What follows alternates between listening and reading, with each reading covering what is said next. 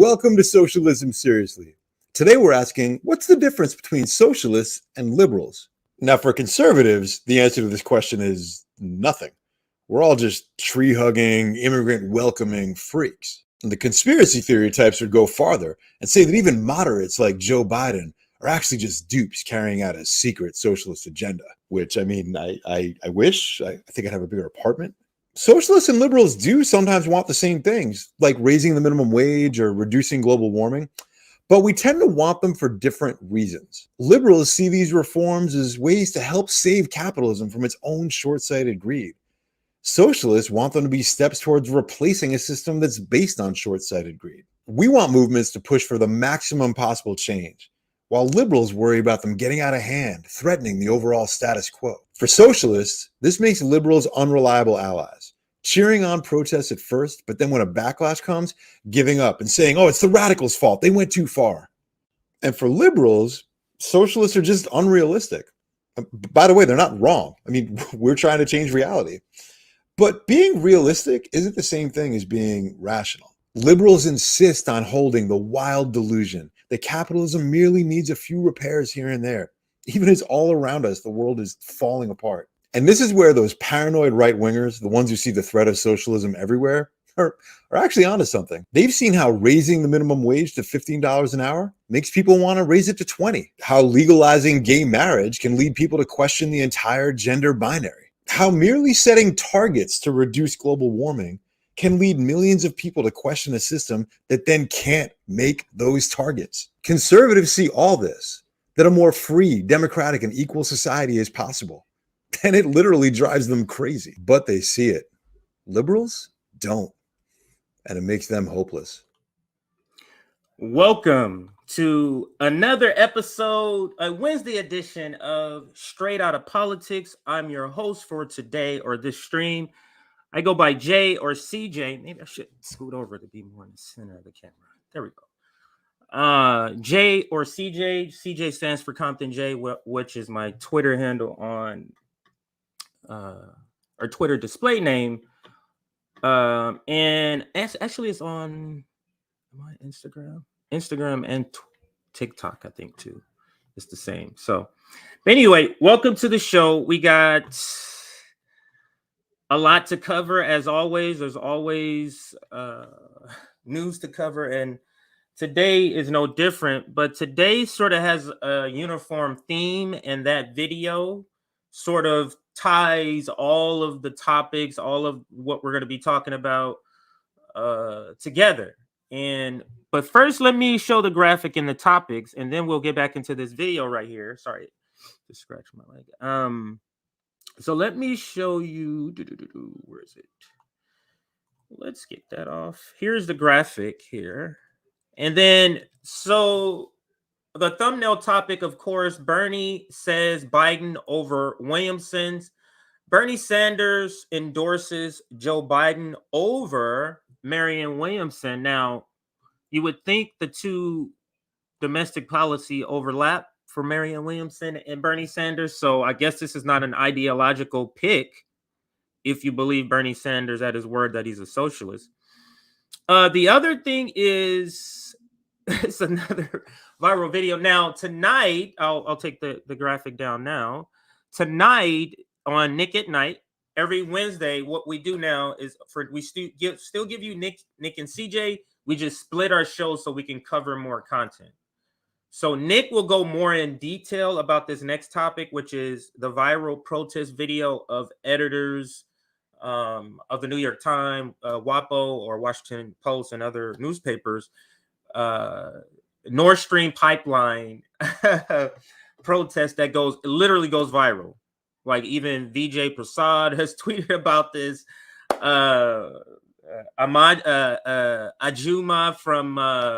Ajuma Baraka from Black Alliance from Peace, who we just had on the other day, yesterday, as a matter of fact, he tweets about this. So it's a pretty viral video.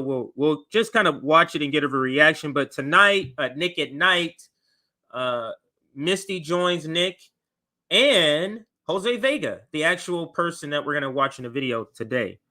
So make sure you join our Substack. I'll throw our Substack up there so you get the time notification for Nick at Night so you can watch and hear what Jose said, his second appearance on RBN. The other thing is, of course, there's another video of AOC we're just going to react to, and that's AOC is so unserious. I mean, the videos that she puts out, it to me is just a clear indication of that how unserious she is. Another thing, not backlash, I wouldn't go that strong of a word, but there's been a slight pushback against Kim Iversen in her defense of Robert F.K. Jr. from Seinfeld, friendship with Biden. So let me say that again. Kim Iversen defends RFK Jr.'s friendship with Biden in a tweet, and then you'll see some reaction from some regular people we put up here. Kamala Harris proves she's cheated on every single college exam she's ever taken, and she's going to prove that by, I mean, there's no way somebody graduated from college with the speech in the video that I'm going to show you. So there's another reaction video to show you of Kamala Harris. Just her and AOC are queens, the queen bees, co-queen bees of word salads. But if I had to give it to somebody, it would have to go to Kamala Harris. And then we'll talk about a tweet where, and I think it's posted on RBN's YouTube page. If you go into community, the actual tweet, Marianne Williamson scold voters for not pushing Joe Biden left. And you'll see the tweet when we get to that segment. And if we have time, of course, with the election coming up, Joe Biden announcing his presidency, they're seeing the polling that Joe Biden has. I mean, so they're all out in full force trying to convince the public that what you know is your reality is not real, and let me replace it with this propaganda. So hopefully we are able to get to that Morning Joe. It's a short segment of Morning Joe that we will be discussing. So I think, yeah, is that all the topics? Yeah. So those are all the topics we hope to get to today. Want to shout out everybody on Rockfin. Want to shout out, we are going to be having a Rumble launch where we're going to be beginning to stream on Rumble. I don't know the exact date. Hopefully it's in May or sometime soon in the next couple of months. But we will be having a Rumble launch, and we want to make it big. We want to invite, some people like a Jimmy Dore or who else is big on Rumble? If we could get Russell Brand, that would be great. Glenn Greenwald and some other, Tara Reid, some other people that are kind of well known. Garland Nixon, Garland Nixon.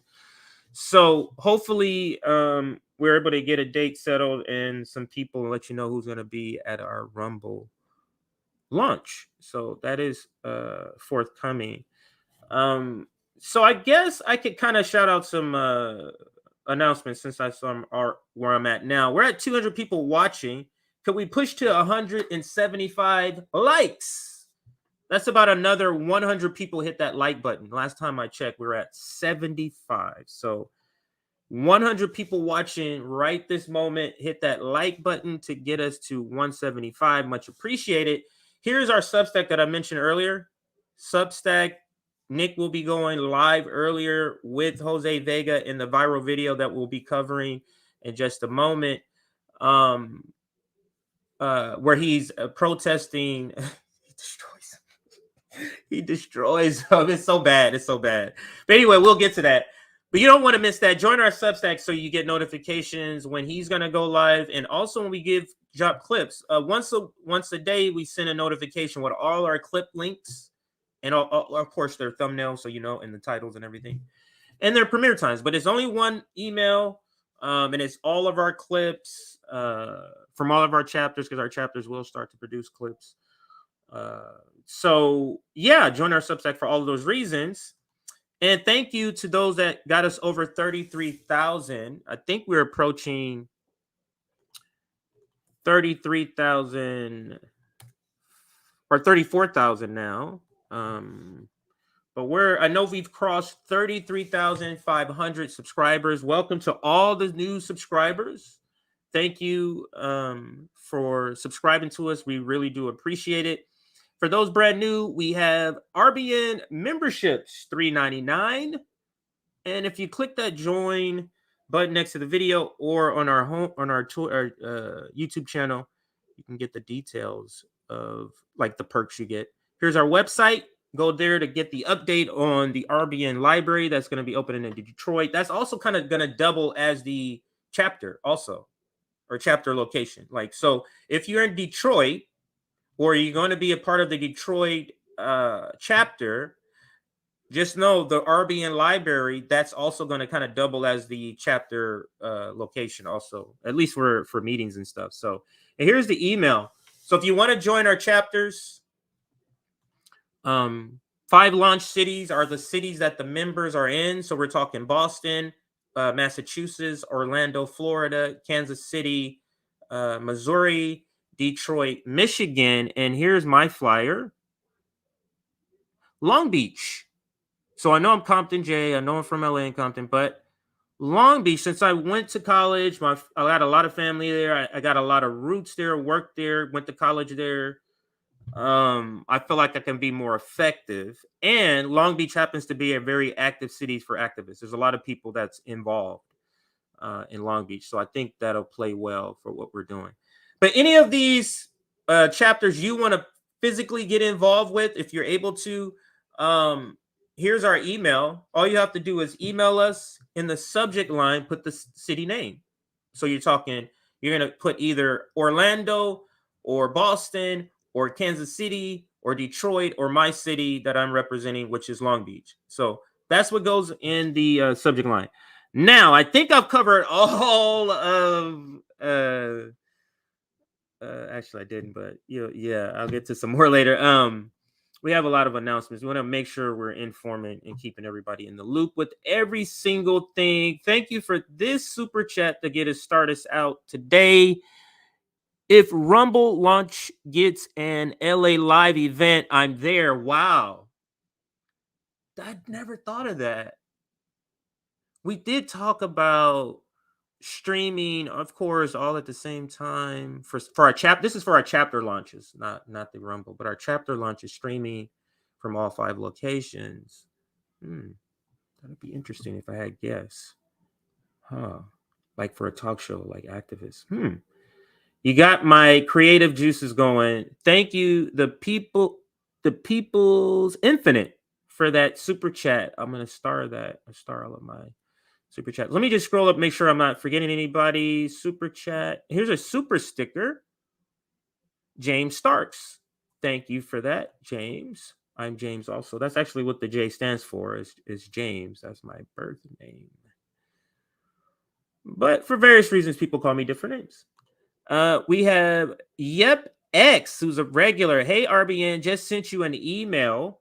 We will check that out. Now, our emails are checked because, again, we don't have staff. We have an editor who does our editing, but that keeps her busy enough. But we don't have anybody who. So, we try to get to our email probably about 2 times a week. So we're going to try to get it either tonight or tomorrow is our next time before we do it again. It will probably be like Sunday. And we do that so that we can reply to a bunch, since we can't do that every day. So we will get to that as soon as we can. Thank you for that super chat. I mean, if it requires a reply, we do get a lot of emails that don't require a reply. People just saying, hey, love the work you're doing. Hey, keep up the good work, that type of email. So here we go. I will never vote for Joe Biden again. I will never vote for a warmonger again. I mean, that is a great starting point right there. I mean, if you learn or get anything or glean anything from anything that RBN says, is don't vote for warmongers, because just using that as a threshold would eliminate everybody in the blue-red game. You see? Just having that as a threshold. Bernie is a corpse. Weekend at Bernie's. Creative juices are flowing here. Let me see what I can do with that. Bernie. never had any loyalty except to DNC. Amen to that. Here we go here. Maybe Zoya will join us today. I don't know. And did I mention Comrade Misty will be joining Nick at night tonight along with Jose Vega. So make sure you check that out. And make sure you get the on the Substack, you get the notifications here. All right, so I think I got a good amount of your comments just to check in with everybody. Lens already says Heartline because he drives a hard line. That's what you do, kid. If this is kid, but hard Lens Media in the house. This election cycle will be about creating and uplifting a real grassroots. Well done, RBN. To hell with the fake politicians. And that's essentially what we're saying. It's noise. It's just time to tune that out. But let's zero back in to this video and explain more how it applies to the rest of the content we're going to be covering, because it's important to know who you are and who we as a movement, or who we as a aspiring, or we as a group want to be, we as a community. Now, you have liberals, progressives. I put those in the same category. Progressives and liberals are, to me, in the same category. Oh, we're different. We're different. Really? What party are you guys about or with? Democrats? Oh, one party? Okay. To me, you're the same. So progressives and liberals. And then you have socialists and beyond. So I'll start as socialists as the floor.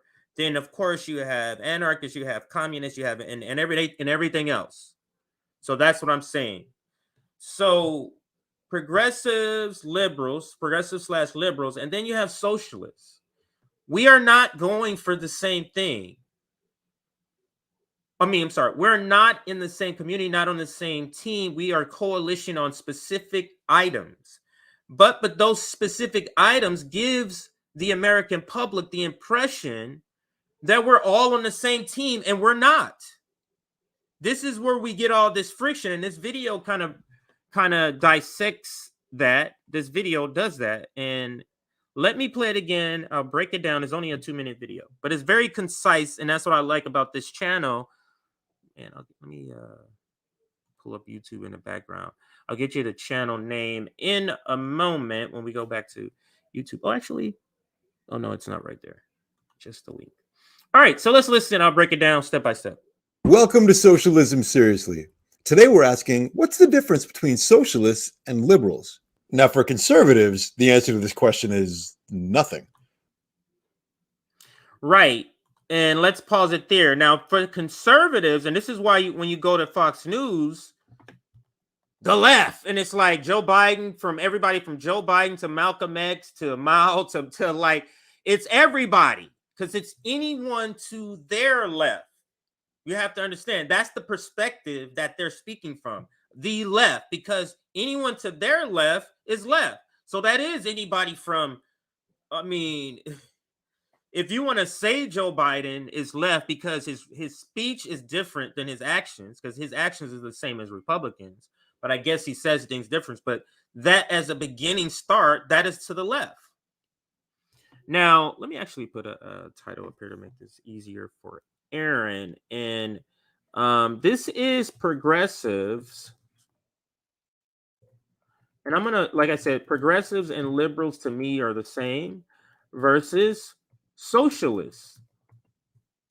And it's very important to make this distinction before we get into some of the other content, because this contradiction is going to come up throughout this content. And this is what he's describing here, is the contradictions that we have every day. You know, the what they call infighting, which is not really infighting, is socialists fighting against liberals. That's what you're seeing. You're not seeing infighting.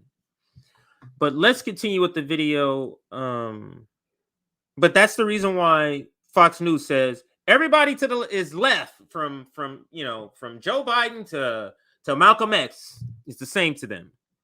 We're all just tree-hugging, immigrant-welcoming freaks. And the conspiracy theory types would go farther and say that even moderates like Joe Biden are actually just dupes carrying out a secret socialist agenda, which I mean, I wish. I think I'd have a bigger apartment. Socialists and liberals do sometimes want the same things, like raising the minimum wage or reducing global warming. This is where we begin to think we are in the same communities, and we are not.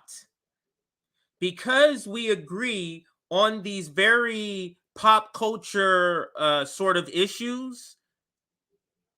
Just think about it. These are pop culture sort of issues that does not at all sort of address capital, does not at all address imperialism, does not at all address white supremacy.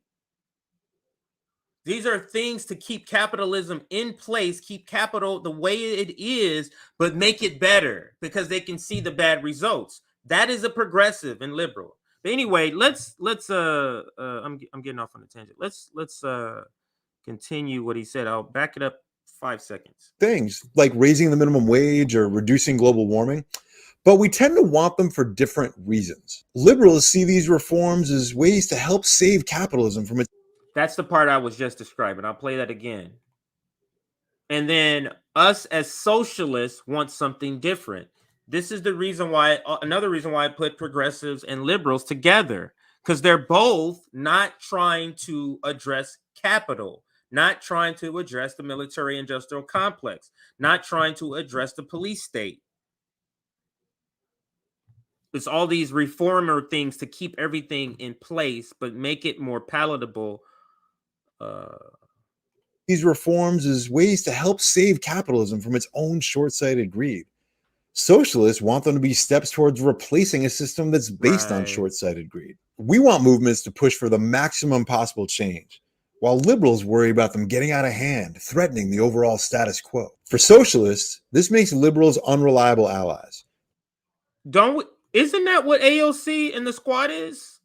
Isn't that exactly what we're saying? That they're unreliable allies? That's essentially the critique, is that they're unreliable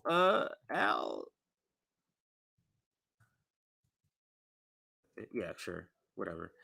Unreliable allies. Give me a spell check, people, if it's wrong. But anyway,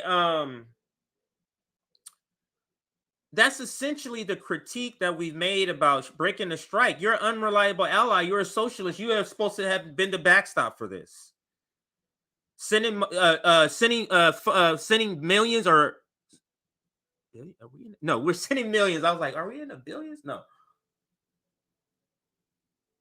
Wait a minute. Are we in it? Yeah, we are. Sue, I'm tripping.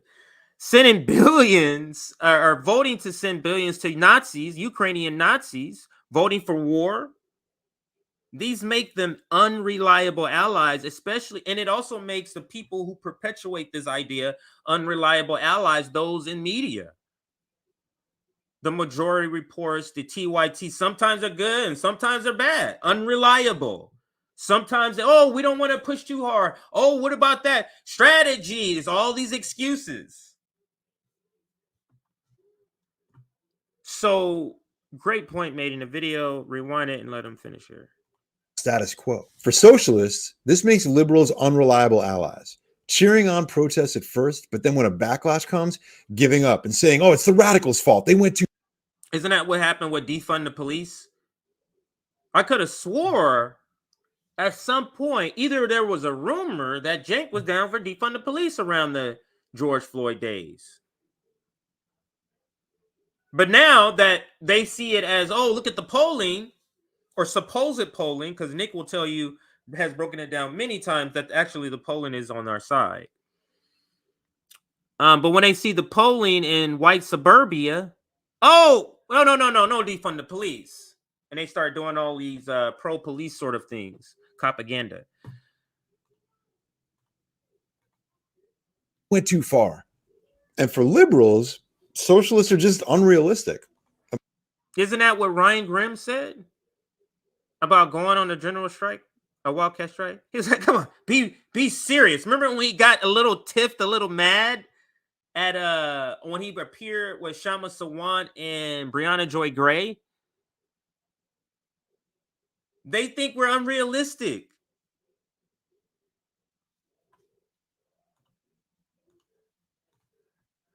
By the way, they're not wrong. I mean, we're trying to change reality.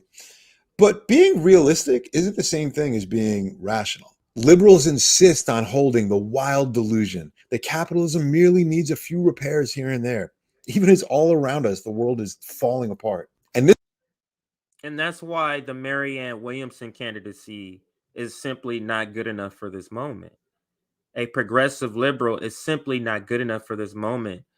You know what I mean? Like, if the house is on fire, we're in a burning house, and you're talking about let's keep the house and reuse it. No, the house is burning. It's time to get a new house, build a new house, start something different. But that's a good analogy. They're trying to save a burning house. But anyway, is there more in this video? Keep stopping it. All right, let's see how much longer I can get. And this is where those paranoid right-wingers, the ones who see the threat of socialism everywhere, are actually onto something. They've seen how raising the minimum wage. Now, this is a great way to point out what progressives and liberals are saying, how we're unrealistic. It seems pretty realistic for conservatives because they understand what it can evolve into. And this is a great little short section how he breaks down how freedom opens up the door. One freedom opens up another door for another freedom and another freedom and another freedom. And the right can see that, which is why they push back on individual freedom so hard, because one open door leads to another open door. It's a great breakdown here. Are actually onto something. They've seen how raising the minimum wage to $15 an hour makes people want to raise it to $20. How legalizing gay marriage can lead people to question the entire gender binary. Those are two great examples. Because what are people saying now? What have we been saying? Oh, $15 an hour, that's not enough, mother. Well, that's not enough. No. $15 an hour is not enough. $20 is not enough. $25, you see how it just keeps going? So, great point. And let's continue. How merely setting targets to reduce global warming can lead millions of people to question a system that then can't make those targets. Conservatives see all this, that a more free, democratic, and equal society is possible. And it literally drives them crazy, but they see it. Liberals don't. And it makes them hopeless. Think about what they're suppressing freedom is what the conservatives want to do, because they can see where it leads to. So they can envision this. But our allies cannot. Wouldn't that sort of be the definition of the white moderate when we're talking figuratively speaking? Because we already did a stream on this where it doesn't necessarily mean it has to be a white person. You're playing a position to keep something in the status quo. And that's essentially what progressives are doing. If you're talking about reforming the police, isn't that the status quo? Because we're talking about defund the police. So that's why progressives and liberals go together. Progressives don't go with socialists. And right now, they seem like we are paired up with them. And that's the reason why so much friction between this group, because we don't belong in the same group. All right, so that's that. Now, I'll refer back to this video here and there when those contradictions that I'm talking about are, kind of shows its head again. But we're going to start with the viral video clip for the next segment here. Where is that at? Here we go.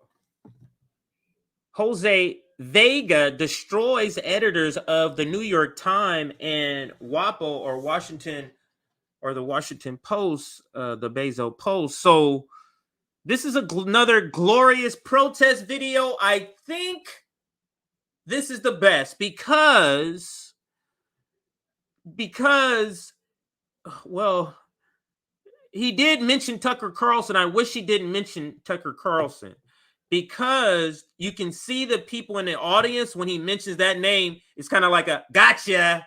Shouldn't have mentioned him. Now we're just gonna label you a Tucker crazy.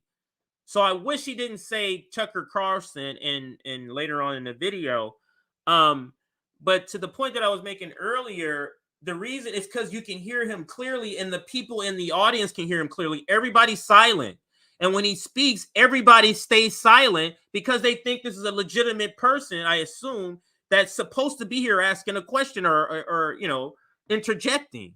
So they don't, boo him or anything. You can clearly hear what he's saying and the points that he's making. He has great memory because there's no way. I think he has a great memory that he's just off the cuff with this. But let's listen to the video. It's glorious. And this is Ajuma Baraka and his reaction to it. I guess I can show you a couple of reactions first before we get to it. Here is his reaction to it. Liberals are totalitarians. And that's what he said yesterday. And that's Ajama when he was here yesterday. We showed his tweet. People, Democrats are actually the ones who's pushing and forcing fascism as Democrats. People are like, what? Republicans, you see this? Yeah. But Democrats are the one who are pushing it in ways. Anyway, I'll let him describe it when we get to that. But he says liberals and totalitarians. Actually, I won't get to that. Just check out the video yesterday. It's a better way. It's the first segment of the video, and he explains it sort of in the beginning of the video. So, and where's the other reaction? This is some of the other video we're going to be covering. So here's Jimmy Dore also reacts. This guy goes hard, and the editors of America's biggest newspapers are caught lying again about war. Americans going along with the Ukraine war are the biggest morons since the last war and the war before that. And that's Jimmy chiming in on it. Here is Vijay Prashad, and he says, this gentleman asked the press a question, and he is threatened like a criminal. Does the New York Times endorse a police ejection of the speaker for a nonviolent intervention at an event on press freedom?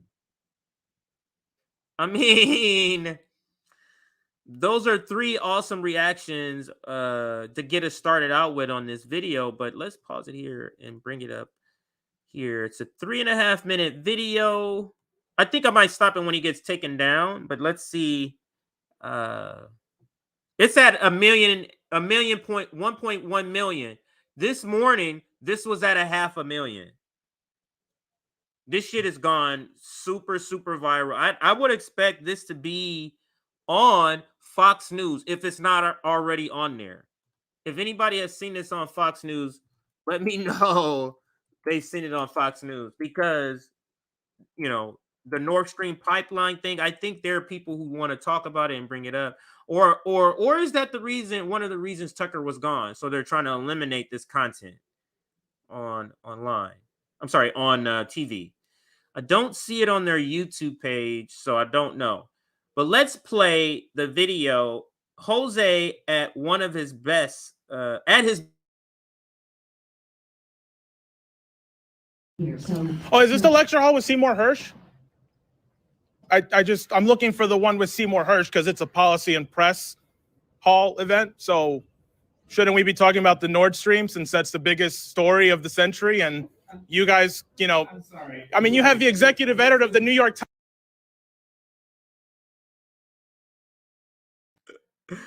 I had to mute myself because my daughters was getting loud in the background. But this guy right here starts busting up laughing or starts chuckling right here. He already's like, oh God, here goes a protester. That's funny, that guy's reaction. But let's continue. New York Times there who came out with a phony story to try and block Seymour Hersh. It's just kind of funny how that happened, I mean, did you even acknowledge Seymour Hersh?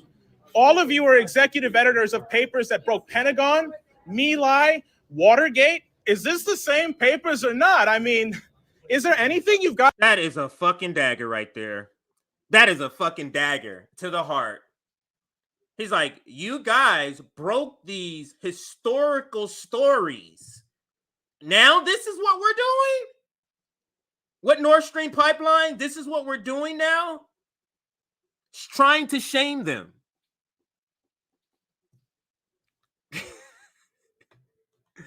Destroying them. Let's continue. You've gotten right in the last 20 years, or am I mistaken about that? I mean, it's just kind of funny because Iraq, wrong. Syria, wrong. Russiagate, really wrong. Okay, I mean, the list goes on and on. If you hear there was a woman, or it sounds like a female voice, who said, yeah, what a shame. Like I don't know if she's saying that as if she's agreeing with Jose. I'll back it up to see if we can hear it a little bit clearer. Is there any more volume height I can do here? See if you can hear that, what a shame, or something about a shame. I mean, it's just kind of funny because Iraq, wrong. Syria, wrong. Russiagate, really? Right there. What a shame. Yeah, I think she's kind of like cheered on Jose because he's like, how many things did you get wrong? Iraq, wrong. Syria, wrong. Russiagate, really wrong. What are they doing? He's pointing out that you guys are not the papers of the past who broke real stories, who did real journalism. If you call that real journalism, that's people who would say that wasn't even real journalism, but it was better than this. Now they're being used to push war instead of break. Like, why weren't you WikiLeaks? These newspapers should have been the WikiLeaks that broke all this information about the United States war machine that WikiLeaks and Julian Assange broke. These newspapers should be the ones that's breaking that. So let's continue. Really wrong. Okay, I mean, the list goes on and on. So the last thing you could do to try and actually fix your reputation is acknowledge that through leaks, we had to find out that Zelensky was going to bomb Moscow on the anniversary. I mean, if you're so impartial, shouldn't you at least say, right, that Zelensky was going to bring us on the verge of World War III? That seems pretty fair. Why? Love it. And then his next line, while Julian Assange rots in jail, all of you, these are clowns. These are the mouthpieces of the ruling class being called out. A room full of professional managerial court jesters. But they're not funny. Let's continue. While Julian Assange rots in prison, all of you got, fat checks because he's in jail for doing your job. And you know what? Tucker Carlson ain't no Seymour Hersh. He in jail for doing your job.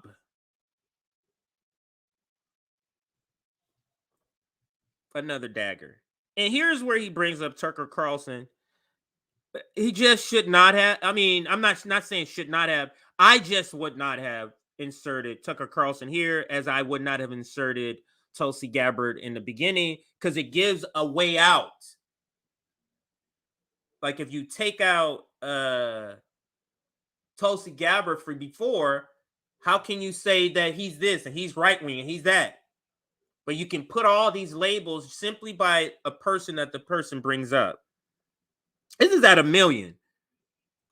So somebody has to say or do something about this. But what I'm going to do, I'm not going to play the whole video because I do want you to go watch it on Nick at Night because he's covering it. And we try not to, cover each other's stories so that it's fresh and new for the channel. But this one, now, what am I looking for here? Because I do have an accompanying article that has already been written about this. And this one is from Trending Politics News. Let me actually put it in a different screen here. Instead of stopping and going, let's just put it in the screen we are already in, which is this one. I'm going to play a little more, and then I'm going to put the article, and it's from Trending Politics News. So let's listen. But he did something you guys are scared to do, speak the truth and actually be critical of the war, which is why he was actually fired from Fox, because you are all cowards, every single one of you. None of you have actually had any relevancy. And you know what? The mainstream press is now dying. Nobody's ever going to listen to you again. You have no credibility with the public. The only people who care about what you have to say are elite assholes who have nothing productive to say anymore, and it's dying off. Love it. That's where I wanted to end it. Now, there's more, but I want Jose to address what happens to him and how he's forcibly moved. There's more to the video, but I do want to leave it as a wait to see tonight. For as far as the reaction on RBN, but that is a glorious takedown of the stenographers for the ruling class and the military industrial complex, aka the court jesters of this whole thing. Jose absolutely destroys them. Now they can't say they didn't hear this. Now they can't say, oh, we didn't hear none of this, because this is a million views. A million. Like this is going crazy. But anyway, let's get to the article and let's put it in the screen here. Is this it? Trending Politics News. And they call him a heckler. I wouldn't use that name. Heckler blast mainstream media editors for covering up Nord Stream report and banging war drum. Now, I'm not familiar with this site. This is the first time I'm using them, but it feels sort of lefty, and you'll see what I mean as I read the article here. But let's blow it up a little more. And read some of it. Video surfaced Tuesday evening showing a man laying into executive editors of mainstream left-wing media sources for their role in stifling the bombshell report from Pulitzer-winning journalist Seymour Hersh, claiming that the U.S. sabotaged the Nord Stream pipeline in the Baltic Sea. The man, a left-wing political activist named Jose Vega, slammed the executives from outlets including New York Times and the Washington Post, arguing that they have been complicit in an effort to start World War II. It says World War II, but I'm sure that's a typo. World War III, I'm sorry. By banging the drums for Ukraine and covering up key developments regarding Nord Stream. He also eviscerated the panel over its shared history of mistakes in recent years. That was so glorious. That was so glorious. And here's a quote. Oh, is this the lecture hall with Seymour Hersh? I'm looking for the one with Seymour Hersh because it's a policy and a press hall event. So should we be talking about the Nord Stream since that's the biggest story of the century? And you guys, you have the executives, editors of the New York Times there who came out with a phony story to try and block Seymour Hersh. It's just kind of funny how that happened, Vega said. I won't continue with the quotes because we saw the video and they show the video here where you can watch it on his Twitter. But let's continue with the article here. It continues and says, in the report reference written by Hersh in February entitled, quote, How America Took Out the Nord Stream Pipeline, end quote, the award-winning journalist claimed that U.S. naval divers planted explosives on the pipeline 3 months prior to the explosion while using a NATO event as cover. Throughout the report, Hersh argues that the United States stood to gain the most from the sabotage of the pipeline, which crippled a critical revenue stream for Russia. Former President Donald Trump also echoed similar sentiments, recently hinting he believed the United States could be behind the sabotage as well. Watch Trump discuss the Nord Stream pipeline here. Now, I'm actually have never copy link. I have never did a segment on this, but I'm going to interject it here and close this segment with this video. Wait, is this it?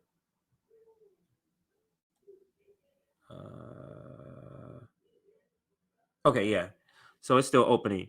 All right, so here is the video. It's all the way at the bottom here. Tucker Carlson asked Trump who blew up the Nord Stream pipeline, and let's listen to what it said. It looks like this is on Twitter. How do I? Who blew up the Nord Stream pipeline? I don't want to get our country in trouble, so I won't answer it. But I can tell you who it wasn't, was Russia. How about when they blamed Russia? You know, they said Russia blew up their own pipeline. You got a kick out of that one, too. It wasn't Russia. Oh, God. Trump is a freaking... Like, if he wasn't so dangerous with his irresponsibility, like, he's so funny to me, but he's not trying to be, or maybe he is trying to be funny, but let's play it one more time. It's only 20 seconds. Who blew up the Nord Stream pipeline? I don't want to get our country in trouble, so I won't answer it. But I can tell you who it wasn't, was Russia. How about when they blamed Russia? You know, they said Russia blew up their own pipeline. You got a kick out of that one, too. It wasn't Russia. You got a kick out of that one, too. All right. So we'll close that topic there. Again, intentionally not watching the whole video because I do want you to go and watch it, because that is the thumbnail topic for tonight's Nick at Night with guest co-host Conrad Misty joining Nick tonight. But join our Substack to make sure you get that time. The time that's going to start. So let's that was freaking hilarious. Let's go back to Twitter and go to the next topic here. And that is, let's see which one we're going to do next. Wait, what is that? I'll get back to that later. It's always news breaking during our stream. Maybe because I'm always in the middle of the day. All right, so we covered that one. Let's now go to the Kim Iversen one here. And we'll go to the Kim Iversen tweet. And where is the banner for this one? There isn't one. Let's make one then. So Kim Iversen defends RFK Juniors.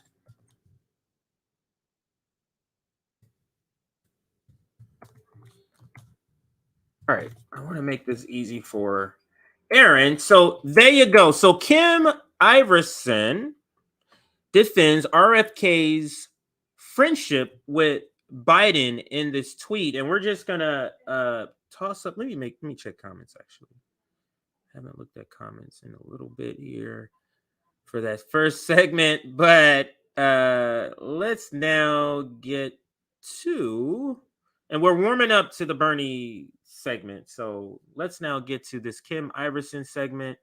Don't see any super chats that I missed. Making sure I don't miss any here. Somebody said I missed one the other day.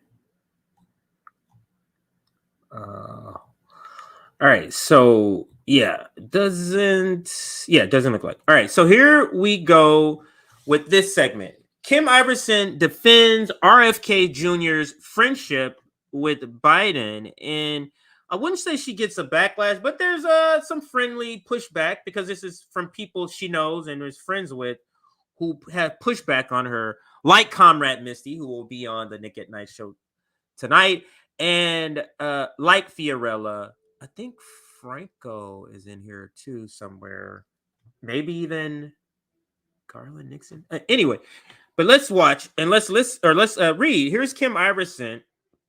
It says some are getting on RFK Jr.'s case for being friends with Biden. I take no issue with this friendship. Friendship should cross ideological divides and should be based on things other than politics. I lost many friends during COVID because they didn't agree with me, but I didn't once cut a friendship off because I didn't agree with them. I will admit I did cut friendships off after Trump won in 2006, and I'm ashamed of that. I've worked to repair these friendships, and I am grateful for the forgiveness some have given me. We can't live in such hostile, hateful world. We can't live in such a hostile, hateful world. We can hold disdain for ideas, actions, and decisions without resorting to hate. It's the old mantra of, quote, I can love you, but I don't have to love your choices.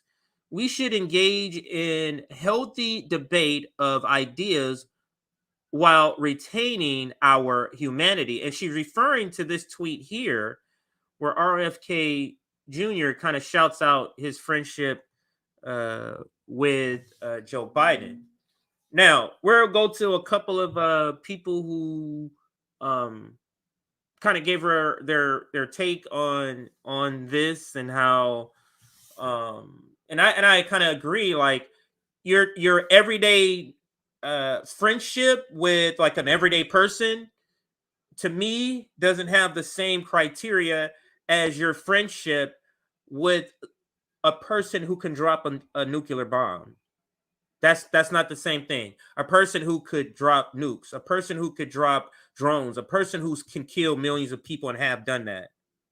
Like, it's not, to me, that's not the same. That's not the same thing. But anyway, and that's the point that's essentially going to be made here. I don't need to read Robert F. You saw it there. I don't need to read it because that's not the point here. But let's go. Here's Fiorella. And again, they're friends. And here is her response to that. This will be a quick segment, just kind of reading what she says, getting responses, and then closing it for the next segment. There's a difference between being friends with people you disagree with, as we have no problem doing, and this. He's essentially using the old Sanders-esque strategy of BS. My good friend Joe is just someone he disagrees with. Joe Biden is a war criminal. There's no need to whitewash his career as one for civility.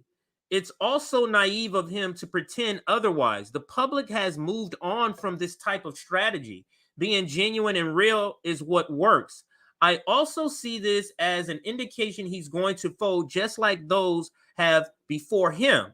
In fact, I predict that if Joe is nominated, every Democratic opponent of this will endorse him. Kennedy may have been amazing on COVID, but I see far too many ignoring glaring issues because they're so desperate for an option other than the establishment. Newsflash, he's catering to it. And I'm assuming she means that establishment. That is an absolutely spot on critique. And here is Iversen here. Let's put hers on the big screen there.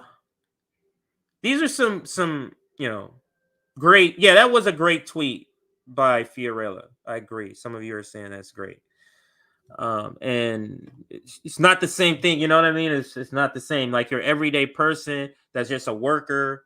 It's not the same thing as being friends with somebody who disagrees you on face masking during COVID, on vaccinations, than somebody who can, who is starving people in Afghanistan, who is preventing supplies in the earthquake-ridden, Syria,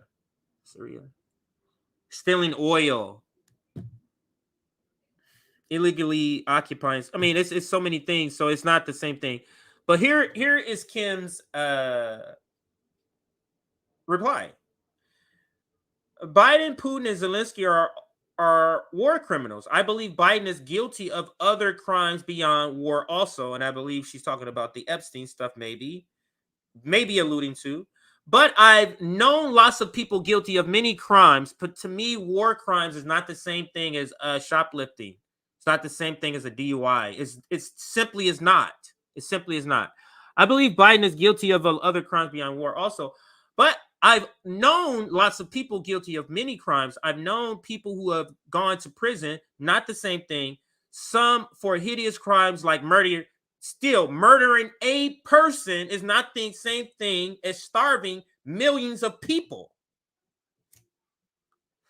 I believe all deserve love, kindness, and friendship, regardless of their crimes. It's not the same thing. Restorative justice for regular people is not the same thing for war criminals. I believe all deserve love, kindness, and friendship, regardless of their crimes. I don't have to be the one to give it, but I also don't blame those who do. I don't have to be the one to give it, but I also don't blame those who do. Giving friendship to someone doesn't mean you agree with their decisions. And then she goes on, I think because the point was so beautifully made. I mean, it was outstanding. This is a great tweet by Fiorella. And then she goes on to say, we will have to wait and see if RFK Jr. and Marianne ends up caving and giving their support to Joe when the establishment ultimately tells them Biden is the guy. But I'm not going to play Minority Report by condemning them for something they haven't done yet. This is a little disingenuous to pretend or to equate knowing what these people are going to do, because that is the agreement to even run, is to, and Nick talks about they have to sign an agreement to endorse the person. This is why Tulsi Gabbard endorsed Joe Biden. So you don't have to be a psychic, is essentially what she's saying here. You don't have to be that to know what's happening, Kim. I thought Fiorella responded there, but maybe she did not. But we'll go to some other ones here, because I do want to go to a couple of other people we know. When I say we, all of us in the RBN community that we kind of follow. Here's another one. Here's Comrade Misty giving her opinion here. And Comrade Misty says he's a war criminal and a. You see what it says there. Actually, let me blow it up. I don't want you to give YouTube any reason to do anything. So he's a war criminal and yes, they'll do something just by saying the word. This is not just some difference of politics. And that one also is a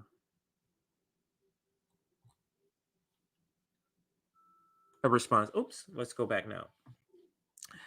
Let's see if there's anyone. Here is Reef saying your friends with a war criminal, and you see what that is, way different than someone with disagreement with, Kim.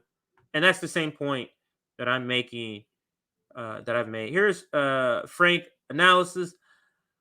Or Franco, being friends with a war criminal in cahoots with the rulers, oppressors of this world is not the same thing as an average person crossing ideological divide. And that's the same point that I made. And the same point is a great point. I'll also, wait, did I retweet Comrade Misty? Let's retweet everyone that I read here.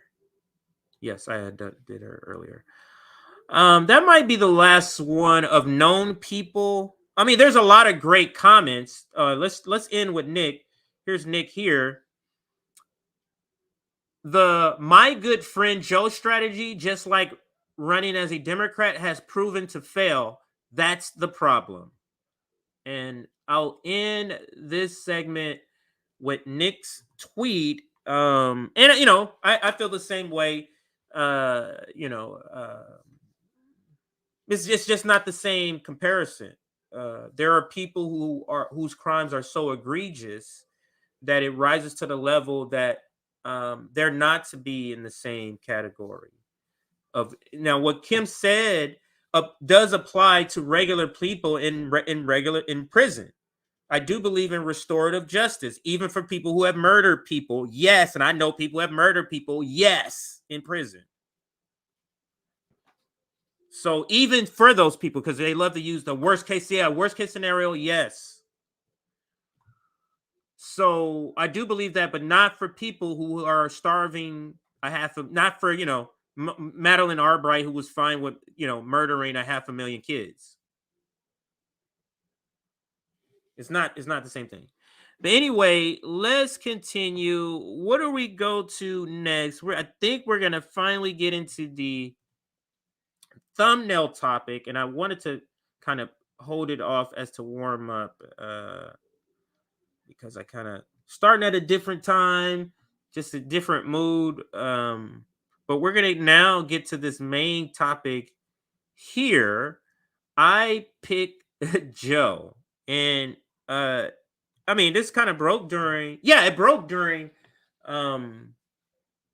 Nick and I stream yesterday. Not Nick and I stream, but RBN Live Tuesday live stream yesterday. And was it yesterday? Oh, yes. I came back and I broke that.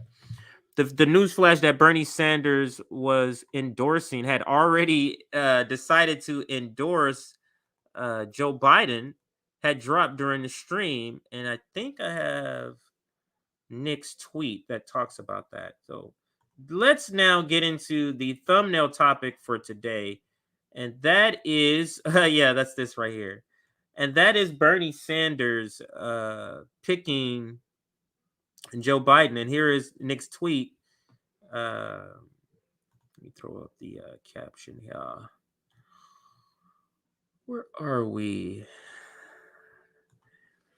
Bernie picks Joe over Marianne. And Nick's tweet says live footage of Bernie rushing to endorse Joe Biden. Now, Nick had put this out before he actually did it, not knowing it was coming, So before the announcement, before we had heard and gone live to actually see him do it. So here, is there a way I can make this bigger? No, I can't. But you can see the point. That's him rushing. And Nick had to do a subsequent tweet saying, wow, the tweet actually was spot on. And it kind of did some good numbers. 2,100 people hit that like button on there. But that's exactly what has happened. And it's devastating to the Marianne Williamson camp. They had to know. I can't think that they would think Bernie Sanders would not endorse Joe Biden. Like I can't believe that they would think that. Nick and I called this a long time ago, months ago, when we did a stream on it. Like this is never going to happen. Let me see. So let me try to find the tweet. With Bernie, okay. I think we can kind of wrap a bunch of topics here because I'm going to go to her page because we're going to wrap a bunch of topics in here for what we're talking about. But Bernie Sanders selects Joe Biden over Marianne Williamson. And we're going to get to some of the cope of Bernie Sanders' decision. I think I want to start. Where is it here? I thought she made a comment. Did she not? Am I tripping? Maybe she did not. I could have sworn she made a comment about this. But Maybe she hasn't. So Bernie Sanders endorses Biden. Let's see what people are saying on Twitter about this before we actually get into some of the items here. And let me just see if what the word is on the street about this. If there's anything, maybe there's not. Doesn't look like there is either that or they're suppressing it on Twitter because I've seen the actual tweets. But anyway, let's go back to my bookmarks and we'll start from the stuff I have saved. If I'm able to find those tweets, I think I retweeted them early this morning, so they're probably far down on my profile. I'm not gonna scroll that far down on the profile, but let's get to the next pot, and that is Bernie Sanders. Oh, here he goes. Sorry. So here's some of the stuff I wanted to cover for this segment or to begin with, and I was looking for it and didn't realize I had it here.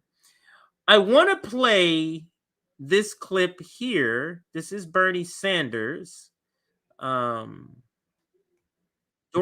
Joe Biden.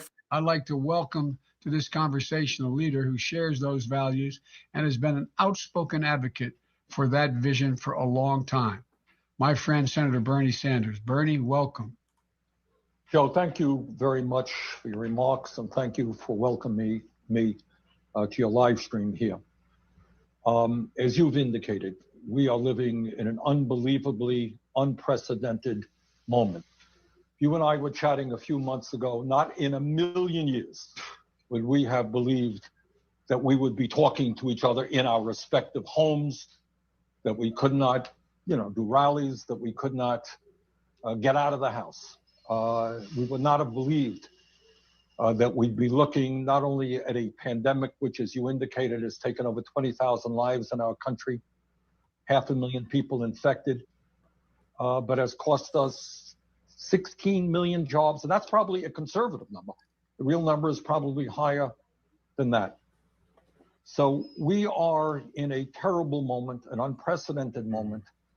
And I know we share the understanding that we've got to go forward right now and out of this in an unprecedented way to address the terrible pain that so many of our fellow Americans are feeling. So today I am asking all Americans, I'm asking every Democrat, I'm asking every independent, I'm asking a lot of Republicans to come together in this campaign to support your candidacy, which I endorse, to make certain that we defeat somebody who I believe, and I'm speaking just for myself now, is the most dangerous president in the modern history of this country. A president, and you made this point, who downplayed this pandemic. So that's Bernie Sanders. Now, he told us then, what he told us at that time was, this is an unprecedented moment. This is, this is Donald Trump. We can't have him, be reelected. So this is unusual. Okay, everybody. So that's why I'm endorsing Joe Biden, right? So what's the excuse this time? That's why I wanted to play this video, because his excuse at that time was this is an extraordinary moment. We don't know who the nominee is for the Republican Party. Yet, Joe Biden puts out that he is running for office again, puts out the video, literally not even an hour later. I mean, it must have already been out. AP News, I'm seeing reports. Bernie Sanders endorses Joe Biden out of the gates. Why? Why would he do that? So, but again, the reaction from some of the Marianne I'd like to welcome people to this is just non-existent. And one in particular, is it Burn Identity? Is that what it's? Burn Identity. Can't remember what it is. Is it Bernie? It's She's a Bernie Sanders person online. Bernie, what is her name? Anyway, I'm gonna have to try to find her. I don't know if I follow her or not, but she there's some cope. Actually, let me see. Everybody, bear with me while I try to look for this. I thought it was Burn Identity for sure. Burn I.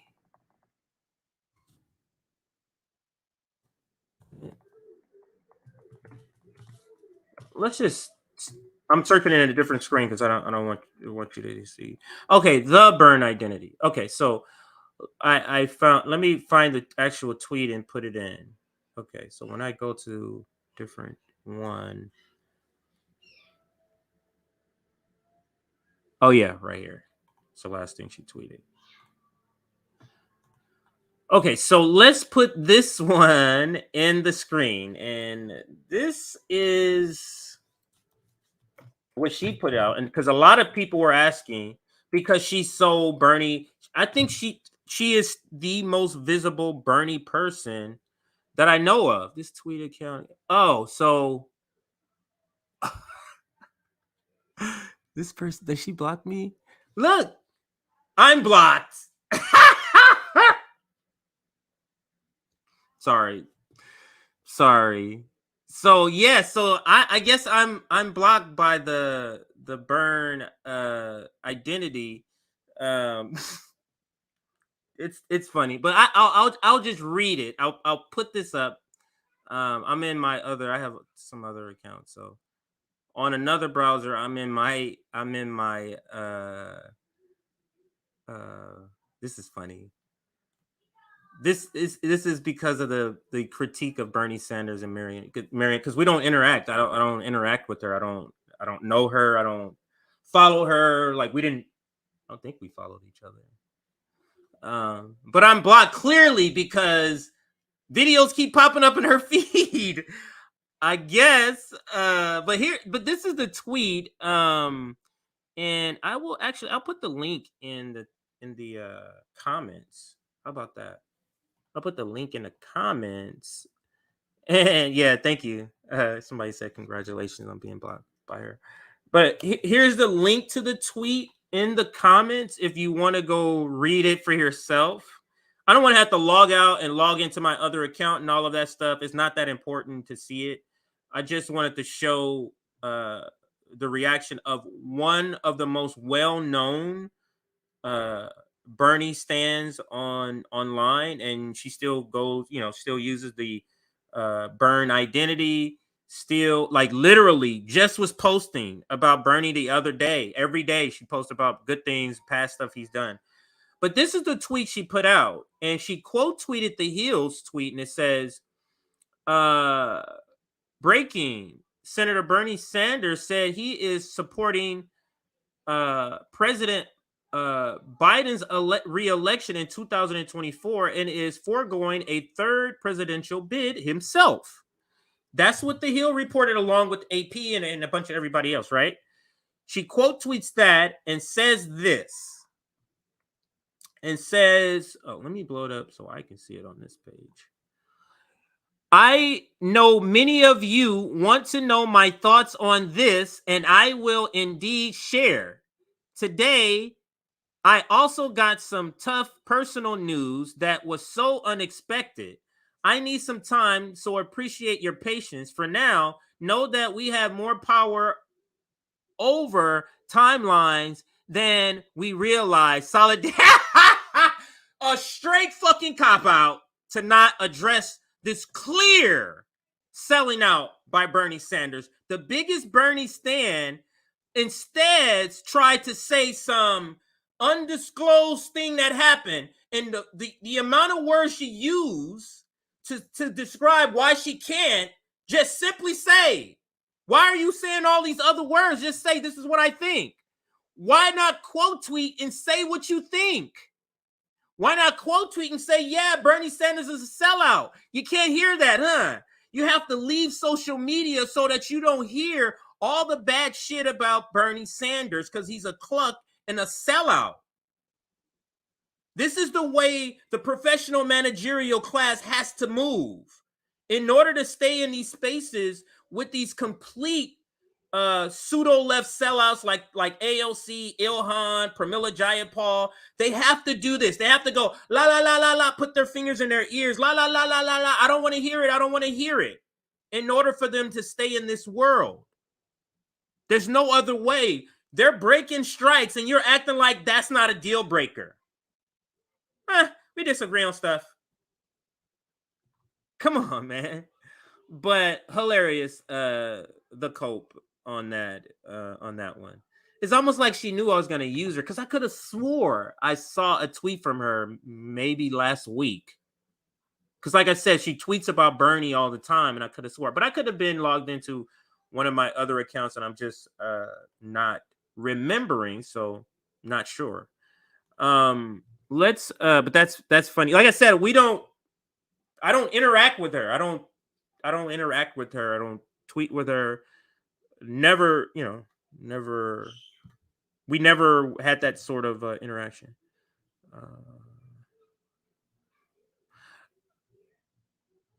Now I do want to, because I think we can kind of stay in the same flow here, but I do want to, because it's part of the topic, but another part of the topic, and then we'll get to the AOC stuff. But let's go to the next thing is just a side note. Her picking Peter Dow as a manager I literally don't understand that. Because get this, why would a person who's wanting to extract her votes or her support from the Bernie Sanders industrial complex, why would you pick the campaign manager or the campaign person of one of the election that was rigged against him, against Bernie? You're picking Peter Dow, the guy who said some of the most vile things about Bernie Sanders, yet you want those voters. And the thing is, some of those voters went right to her, like the Byrne identity that we just saw. Because the reason she had to duck out of social media because of this obvious embarrassment by Bernie Sanders is because she's supporting Marianne Williamson. She's supporting Marianne Williamson, along, and then to have her hero come out and do this just to backstab everybody. And here's Peter Dow with the video to Bernie Sanders, to Bernie supporters. If you're among the majority of Dem voters who don't want Joe Biden, you have a home in Marianne Williamson camp. So I guess that's his way of shouting out Marianne Williamson. But let's just see what people are saying in the comments to what he said there. Here's the first one. From Bernie to RFK. You know she's going to drop out and tell people to vote for Biden. This is why running as a Democrat is pointless. You can't fix a corrupt party from the inside. It must be destroyed. RFK is so much more substantial. Sorry to fuck up your thing, Hughes Higgins. She has as much a shot as winning the presidency as Marjorie Taylor Greene. I'm very ambivalent about her with the woo and the borderline anti-vax stuff, and would rather another option in the primary. But between her, anti-vax Jr., and status quo, she has my support. So that's one person for her. Progressives are not for Zionist Marianne. If I don't want Joe Biden, why would I turn to someone who endorsed him in 2020 and will do so again in 2024? Bernie supporters, he already endorsed Biden. So Dow has spent his time since the last election trying to gain cred amongst disaffected former Democrats in order to back yet another Democrat so he can lead them back to the Democratic Party. No, Peter, there is no home in the Democratic or GOP for the working class. So these are all great points made, and this is all throughout his tweet. Not good reaction. Let's go to the next part. I'm gonna have to blow this up a little bit here. And the next part I want to go to in this story is kind of show this one here. This is one I couldn't believe, and I'm not sure if people are really understanding what she's saying here in this tweet. But this is where we're talking about Marianne Williams kind of scolds, calls out, whatever word you want to insert there, potential voters. And let's read what she says here. How are you going to push him to the left if you won't even vote against him in a primary, asking for a friend? Now let's break this down.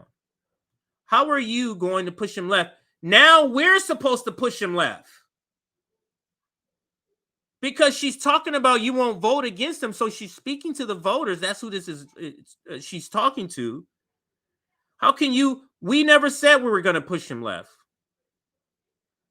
People like you, Marianne, people like the Majority Reports, the TYTs, all of those people,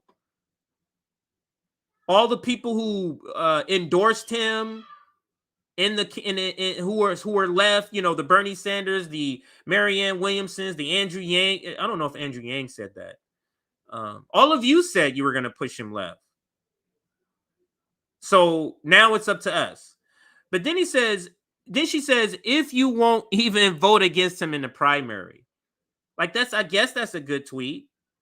Asking for a friend.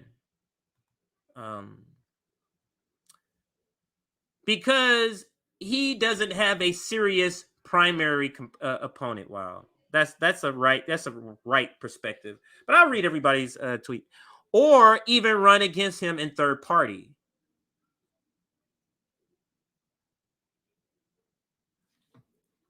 And here's Garland. Have you already written your Biden endorsement letter to read after the DNC finished cheating you in the primaries? Garland has been doing this for the I would say the last couple weeks. I've been seeing these tweets from Garland Nixon to Marianne Williamson. And they've been very amusing because I don't know if it's intentional or it's just his personality, but Garland has a lot of humor when he's speaking. So this is him, one of his responses, and then I'll show you the next one. This is a legitimate question, and that nobody in her camp wants to answer. They're kind of skipping over. And she's already answered this, though.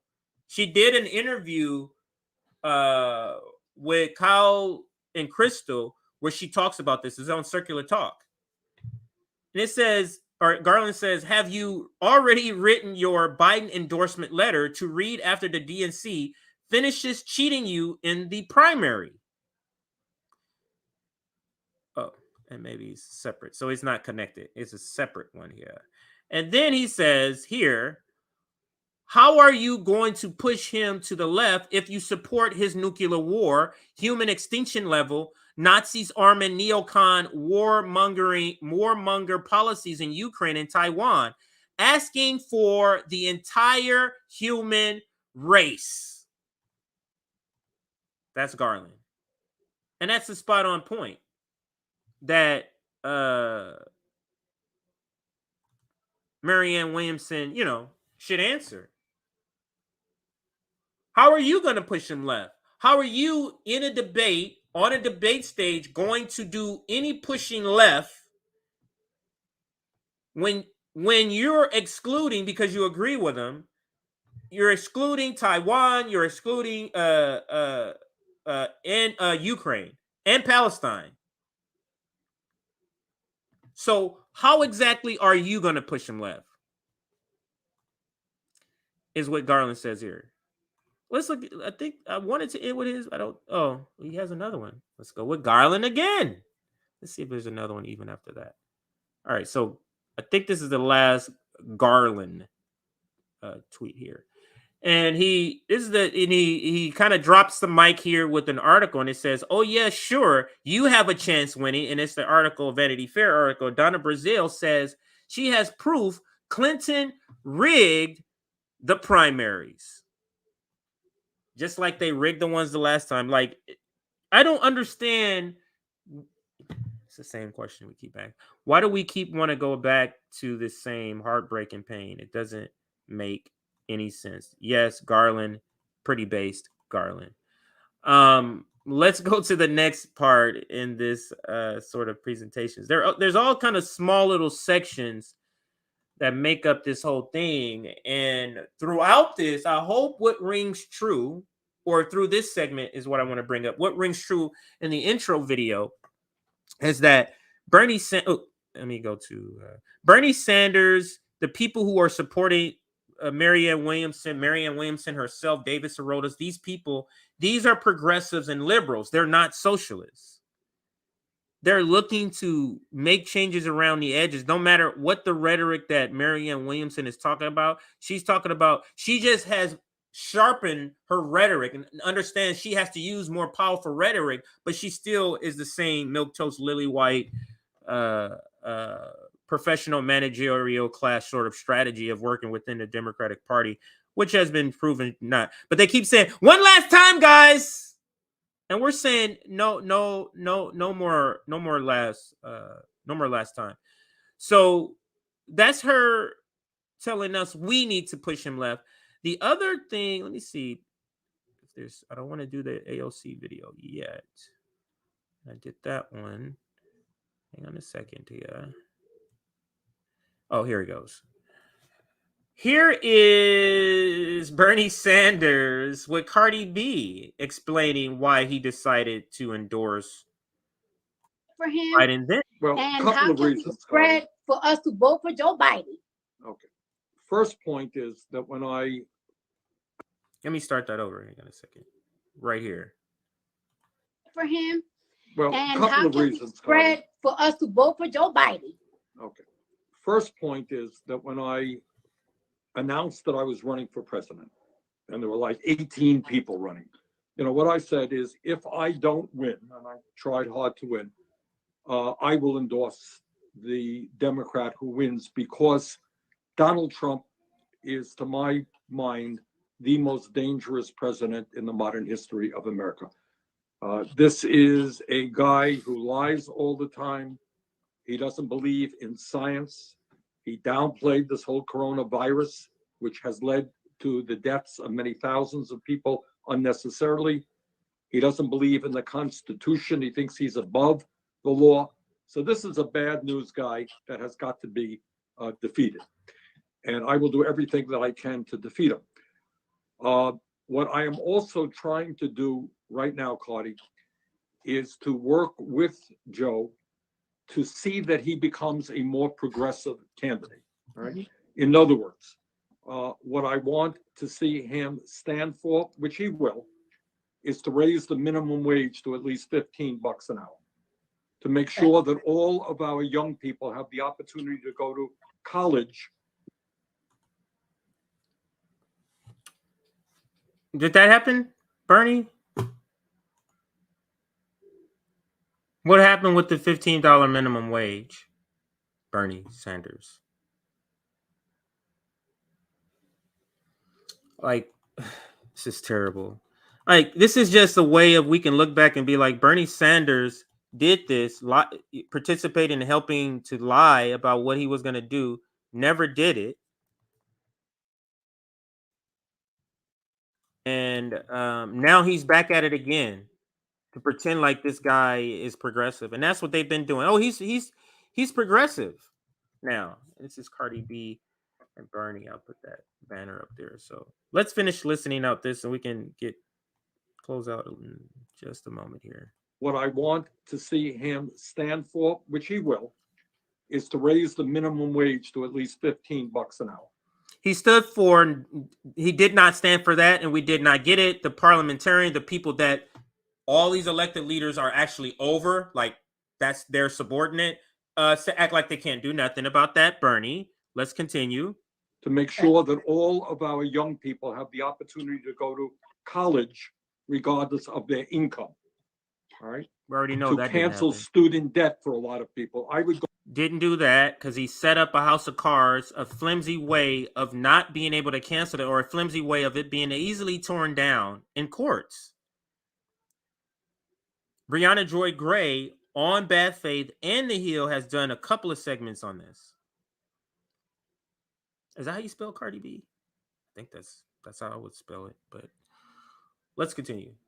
I would go further in all of these areas than he goes, but he is moving in the right direction.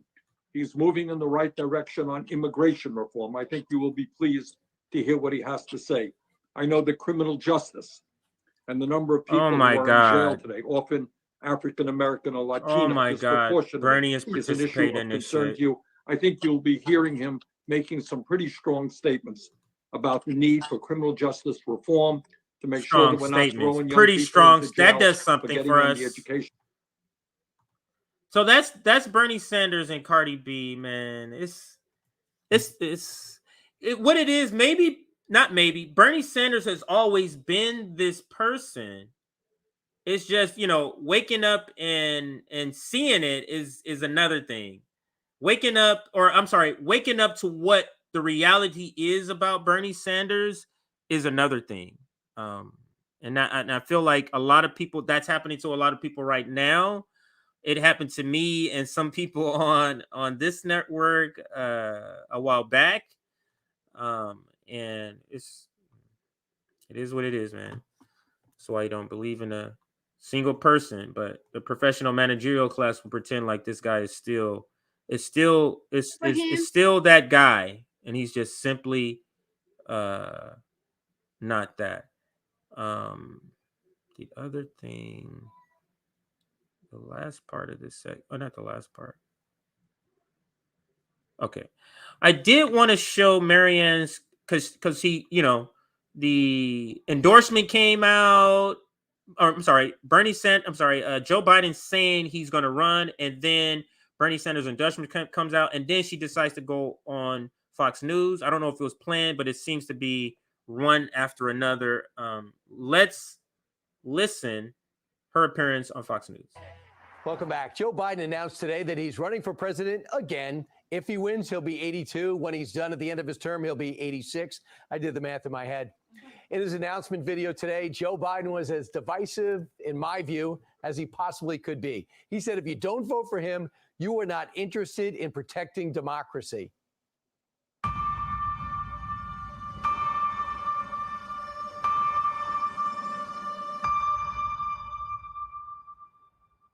Freedom, personal freedom, is fundamental to who we are as Americans. There's nothing more important, nothing more sacred. That's been the work of my first term, to fight for our democracy. This shouldn't be a red or blue issue. To protect our rights, to make sure that everyone in this country is treated equally and that everyone is given a fair shot at making it. But you know, around the country, MAGA extremists are lining up to take on those bedrock freedoms, cutting Social Security that you paid for your entire life while cutting taxes for the very wealthy, dictating what healthcare decisions women can make, banning books, and telling people who they can love, all while making it more difficult for you to be able to vote. This is not a time to be complacent. That's why I'm running for re-election. Right. Free to fire teachers, free to fire nurses, yes. Free to get your vaccine or be fired. That's great. A very interesting way to approach trying to get 4 more years. To protect Joe Biden, the DNC has announced there'll be no primary debate, so he does not have to flesh this out. That shuts out candidates like Marianne Williamson. She's running for the Democratic Party's presidential nomination again. She joins us now with her reaction. Marianne, are you surprised on that DNC decision? No, I'm not surprised. They've been indicating for a while that there were probably going to be no debates. Disappointed? Disappointed, certainly, because I believe in democracy. I believe that the political parties should stay out of the issue until the primary voters have weighed in, and then whoever wins the primaries, that's who the DNC or the RNC, for that matter, should support. So, yeah, I don't think the DNC should be dictating from on high that they will try to invisibilize any other candidates. I believe in the process of democracy. Did you think that there was somewhat they were doing the same thing in 2020? Well, no.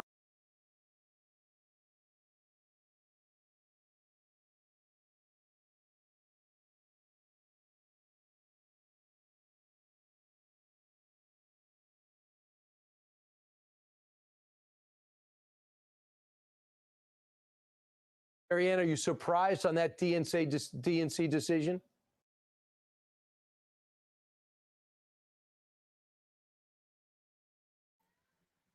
Oh, my bad, everybody. I'm tripping. I was wondering why I couldn't hear the sound in my ear. My bad, everybody. So the reason I stopped it, because I wanted to replay this part. It wasn't much you missed.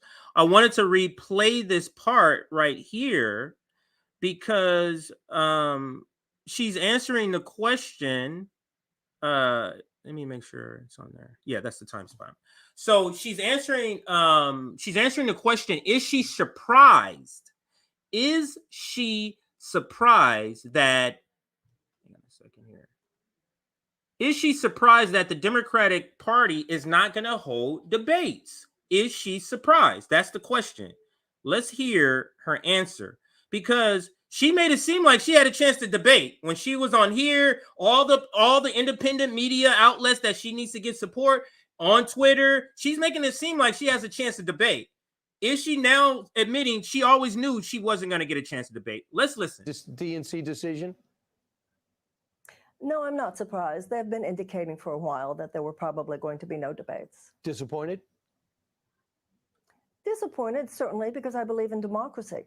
I believe that the political parties should stay out of the issue until the primary voters have weighed in, and then whoever wins the primaries, that's who the DNC or the RNC, for that matter, should support.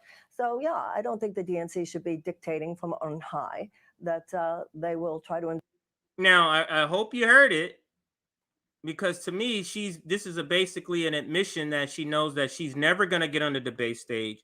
But so why are you continuing to do this? And a better question, why are you continuing to ask for money? You surprised on that DNC decision? No, I'm not surprised. They've been indicating for a while that there were probably going to be no debates. But give me some more money, though. I'm not surprised that the Democratic Party, the Democratic establishment, won't have debates, but continue to give me money.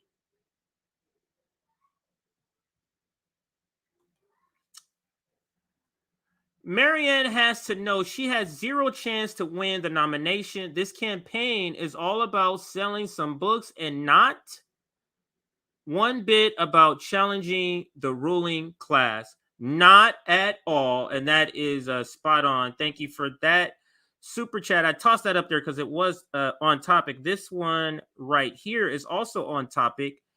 Bernie has exposed of being a has been exposed. I'm gonna insert that. Has been exposed for being a Trojan horse. He is more disappointed than AOC. I mean, because he's the one. AOC is his disciple. Like, she's a spinoff of him. Yeah, I know. I'm always get the muted. Always get the muted thing every now and then. I do that, especially when I'm by myself. All right. I think I'm gonna stop there. I mean, it's like a 6-minute clip, but it's just fluff. I don't really need to go, it's basically, what do you want to do? What do you think? What are the differences? I don't need to hear any of that. The point is made that she understands that this is rigged. This is a rigged primary, just like all the primaries by the Democratic Party, which is a private corporation, and they have been ruled that they can rig their elections, their primaries. and they haven't eliminated dark money out of their primaries. But we're supposed to continue on down this line to play this sort of this game. So I think we're going to move now to the next story, and that is AOC is Unserious. I'm winding down here. I believe I've covered most of the stories that I had in the description. Actually, I can just look at it and see. Let's just look and see if I've covered most of these stories here. So Bernie says Biden over Williamson just finished. Viral protests of editors of New York Times. We did that. We're gonna do AOC is Unserious right now. We did Kim Iversen defends RFK Jr. Kamala Harris proves, that's the other one. That's just a tweet to show you. I can show you that on as we leave here, just to show you that tweet. And then Marianne Williamson scolds voters for not pushing Joe Biden left. So I think I have this short story. AOC is Unserious. We'll react to that, and then we'll react to another video with Kamala Harris. And we're just about done here. So looks like we're going to end right at the 2-hour mark here. So thank you for those that are joining. We probably got about another 20-30 minutes in the segment with a couple of short stories here. I want to thank everybody who has come through. Let me see the number of people that's come through and stopped by at a certain point. So we've had about 781 people that has come through and watched the stream at some point. We have 242 likes. We got a lot of people watching that haven't hit that like button again or yet. So if you hit that like button, let's get us to 275. That's 35 more people hit that like button. Get us to 275 likes if you can. That's a short goal, but it's attainable. That's why I made it short. Let's listen now to AOC, and it's in my bookmarks. AOC. She is right. Not this one. That's part of it, but that's not the first one. Oh, I scrolled the wrong way. I could use that one because they quote tweet the one I'm looking for. Like it's complete cringe. So get your Pepto out. This is complete cringe. But it's still useful anytime AOC comes from underground, comes from her layer underground to talk. It's always curious to see what she chooses to come up to speak about, because she didn't want to talk about forced to vote. She didn't want to talk about strike breaking. She wanted to talk about Nord Stream pipeline. So it's curious what she chooses to come above ground to talk about. And let's go here. And this is just another one, just proves like if you're just a regular person on Instagram and this is you, okay, you are an elected representative and this is you. This seems a bit like, shouldn't you be doing something else here to get this, to take care of the problem? But let's listen to AOC and how unserious she is. Tucker Carlson is out at Fox News. Couldn't have happened to a better guy. What I will say, though, is while I'm very glad that the person that was arguably responsible for some of the largest, driving some of the most amounts of death threats and violent threats, not just to my office, but to plenty of people across the country. I also kind of feel like I'm like waiting for the cutscene at the end of a Marvel movie after all the credits have rolled. And then you see like the villain's like hand reemerge out to grip over like the end of a building or something.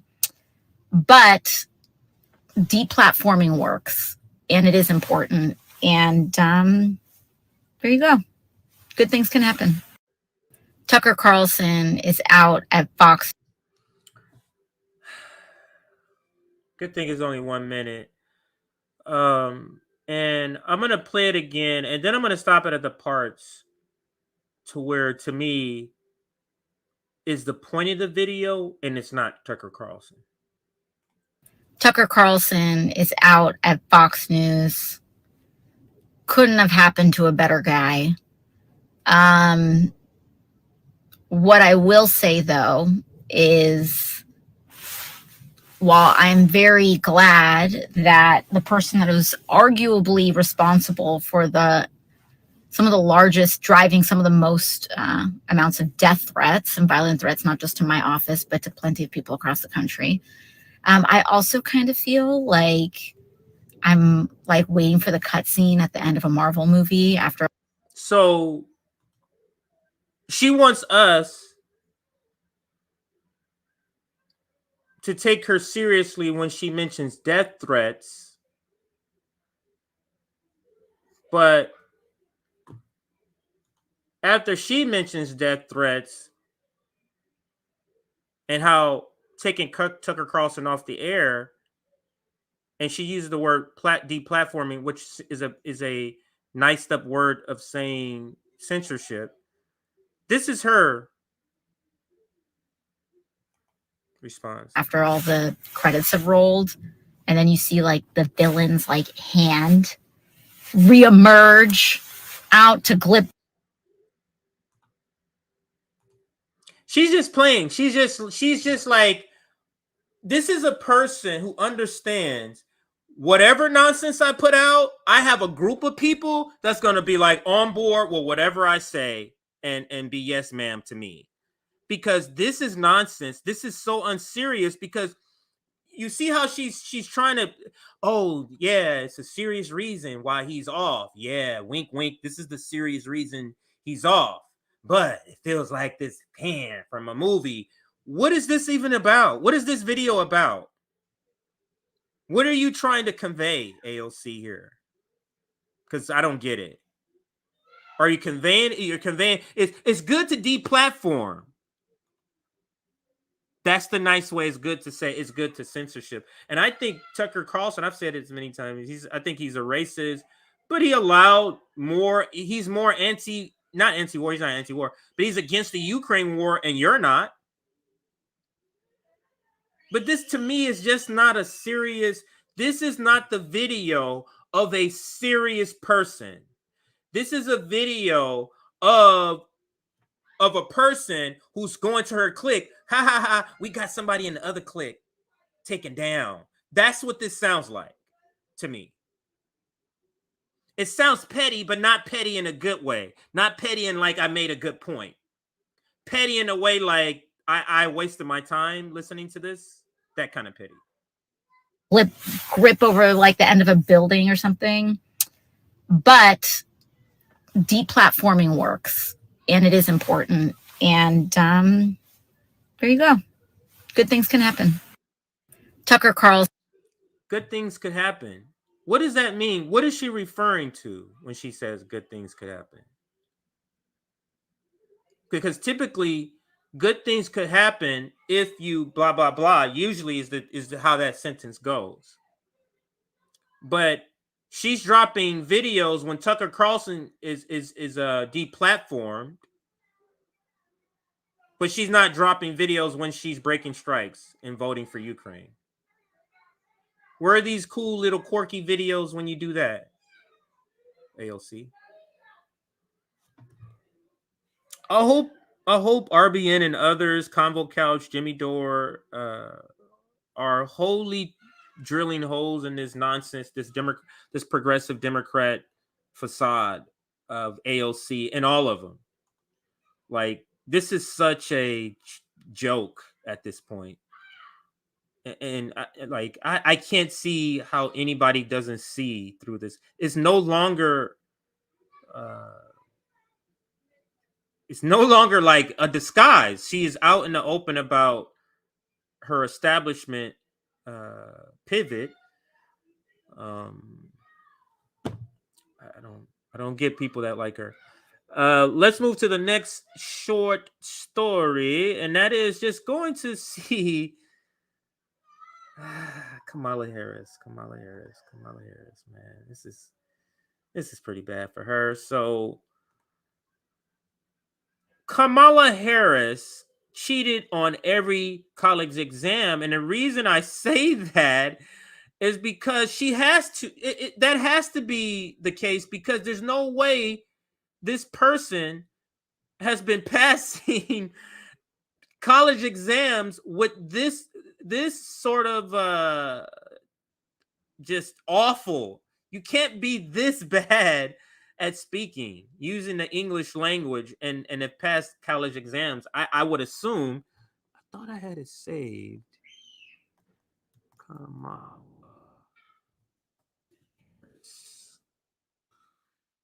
Oh, she's trending. So yeah, okay, she's trending. All right, so not by a lot, but it's approaching 1,000. Here it goes right here. So we will. This is one of the last segments here. I think there might be one more, the Morning Joe segment, but it's only 30 seconds. This is only 30 seconds.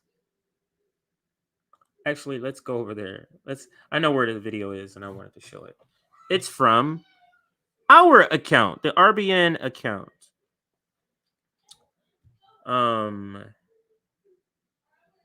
Right. What did we tweet? We tweeted out that, which was the intro video. Did we tweet out anything else? Oh, when you quote tweet is not there. You have to go down the whole thing when you quote tweet. Man, that's when you quote tweet. It's getting close. So, here's something just not part of the segment. Ajamu Baraka essentially says, hey, why don't you invite me on to Bad Faith? So Brianna Joy Gray is saying, hey, I'm sincerely saddened by a world in which left activists run cover for Biden as he crushes rail strikes, open up drilling in the Arctic, and betrays the George Floyd movement because New Age something. Some of us still think ideas like universal health care deserves a hearing in the richest country in the history of the world. And then Ajamu says, give some more exposure to those of us who continue to be consistent. We exist. To me, this is him saying, hey, Bree, bring me on the show. I mean, is it not? I mean, is this not Ajamu B asking to go on Bad Faith? And maybe we can cut this as a short segment. But isn't that what this is? Ajamu Baraka asking Bree, essentially, bring me on Bad Faith. Those of us who have been consistently on the left, consistent in our stances, I don't think that's going to take place, though. I really don't. I think that actually Bree may bring him on, but maybe not. And a reason she could not, maybe because I mean, if he goes on, he's going to fully expose the progressive Democrat narrative that she still tries to prop up. Like he's not going to be like you think.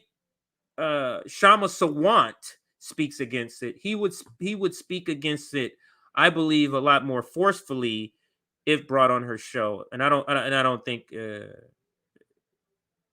I don't know. Maybe she will because Bree has some. She has some ball. She has some guts. I'm not gonna say balls. She's a woman. She has some guts. So maybe she will. We'll see. But anyway, let's get back to the subject at hand. And I guess, Aaron, because I inserted that short 2 or 3 minute segment there, you may have to not restart it, but start it at a different segment here, and I'm looking for our tweet, and I'm saying RBN's tweet, and I'm getting close, just waiting. These are all the graphics that Aaron has made, by the way. Some great graphics that she has made. But anyway, I don't want to get off on a tangent. I want to keep this thought. I have a point in my head that I want to keep. These are some retweets from Peter Dahl. They're not looking good for that guy. That's from his own tweet, people. In his own tweet saying some shit, but if we have time, maybe I'll get to that. Here we go, finally. I got to figure out an easier way to do that, everybody, but we're finally here. So this is now, Aaron, we'll get back to the main topic, or to the topic at hand, which is, where is she? Kamala Harris cheated on every college exam because that is the only explanation for how she's gotten to where she is with a college degree, and explaining what we're about to see. Like, these two, in my mind, can't coexist. You can't have, and I'm exaggerating and being funny. Of course, this is possible, but I'm exaggerating and being funny. But you have a college degree and you actually took these tests, to me seems to contradict some of these videos of Kamala speaking. And I'm being funny again, and this is a lighter story to kind of end with, but let's listen. And this is what RBN says: there's no way she passed a single exam in college without cheating. There's no way she passed a single exam in college without cheating. And let's listen. I think it's very important, as you have heard from so many incredible leaders, for us at every moment in time, and certainly this one, to see the moment in time in which we exist and are present, and to be able to contextualize it, to understand where we exist in the history and in the moment as it relates not only to the past, but the future. So I'm gonna let it play I think again. It's very important, as you have heard from so many. You tell me what she says. Type it out and I'll put it on the For us screen. At every moment in time, and certainly this one, to see the moment in time in which we exist and are present, and to be able to contextualize it, to understand where we exist in the history and in the moment as it relates not only to the past, but the future. So I think it's very Okay, that was on we may listen to it one more time and slow it down. But is there anybody who understands at all what she's talking about here? Does anybody want to give a guess? I'm serious. I'll put your comments up. If you have a guess of what she said, or if you know she's clarified it somewhere, please let us know what that is in the comments, and I will put that up. And this is why I said Kamala Harris cheated on every college exam. There's no way she passed a college exam, and this is what she's saying, this mumbo jumbo. Let's see if anybody has yet to put something up there. And I'm going to go from the bottom, because that was the last question. She passed one thing being passed around? No, that's not. I think she and Joe Biden mixed up their meds.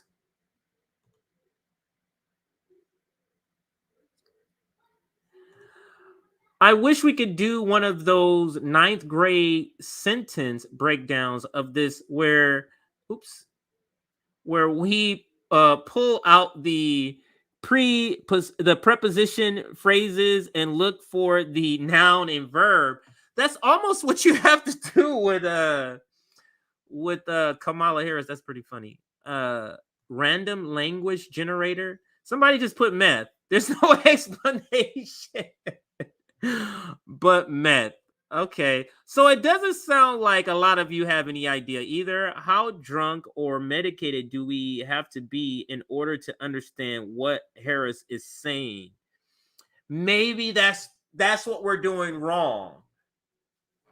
Maybe that's what we have to have several drinks or hits of a bong before you're able to understand what she's saying. Now, let's literally let's attempt to actually understand this. I'm literally going to listen as intently as I can. Let me turn this volume up.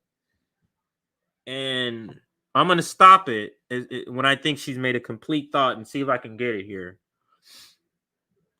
So I think it's very important, as you have heard from so many incredible leaders, for us at every moment in time, and certainly this one, to see the moment in time in which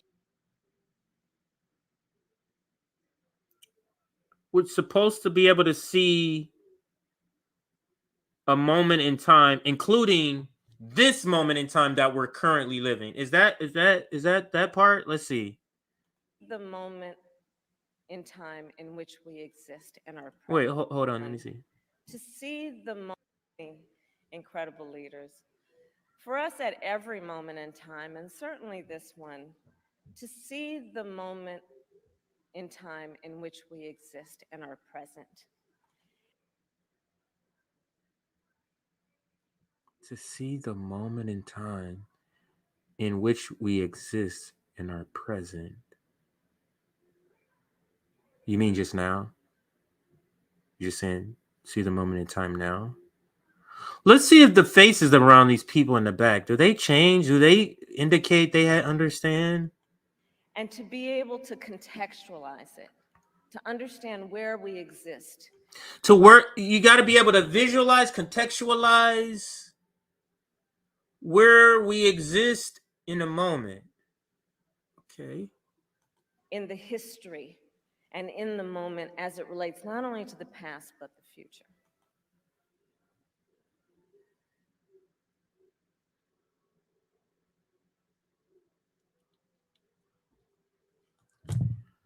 Is she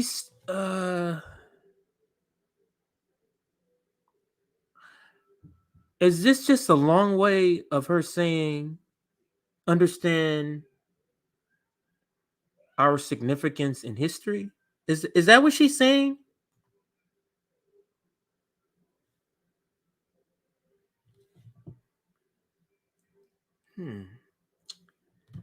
I think that's what she's saying. That's my best guess. That's my final answer. I'm buzzing in my final answer. She's saying we have to keep in mind where we are in history. That's my best guess. That's it.